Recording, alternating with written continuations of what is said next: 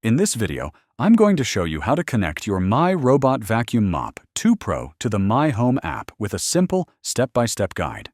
This lets you control your vacuum, set schedules, and monitor cleaning right from your phone. First, make sure your vacuum is charged and powered on.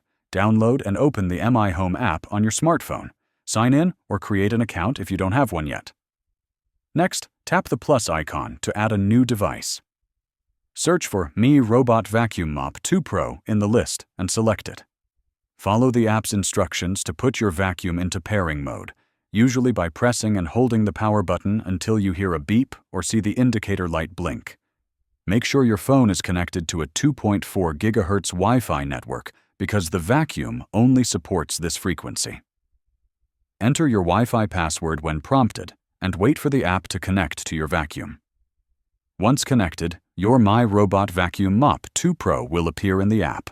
From here, you can start cleaning, set cleaning schedules, check maps, and customize settings easily.